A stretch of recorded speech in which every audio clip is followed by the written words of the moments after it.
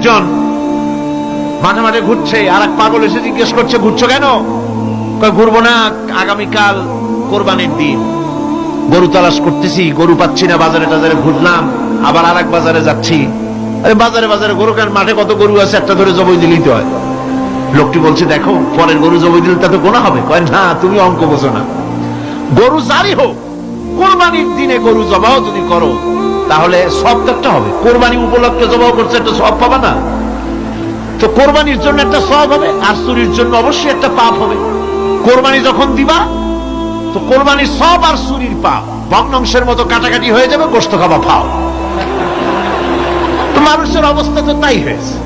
মানুষের অবস্থা হয়েছে শবে বরাতে সারা রাত জাগবো, কান্দাকাটি করবো, ফাও ফাও গুনাহ মাফ হয়ে যাবে, আর গোশত রুটি তো আসি, যদ্দুর পারলাম খাইলাম।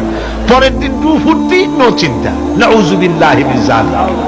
এই কান্দারও দাম নাই, আর এই ধরনের রাত জাগারও দাম নাই, এই ধরনের ইবাদত করেও দাম নাই। ইবাদতটা হচ্ছে জীবনের সব ক্ষেত্রে ইবাদত করতে হবে। ইবাদত সম্পর্কে মিস ইন্টারপ্রিটেশন যেটা এসেছে, ভুল অর্থ যেটা এসেছে, সেই ভুল অর্থের কারণে মানুষ শুধু মনে করে নামাজ রোজা হজ যাকাতই শুধু ইবাদত না। ইবাদত হচ্ছে জীবনের সকল ক্ষেত্রে গোলামিটা হতে হবে আল্লাহ পাকের সব জায়গায়। পার্লামেন্টে গোলামি হবে কার?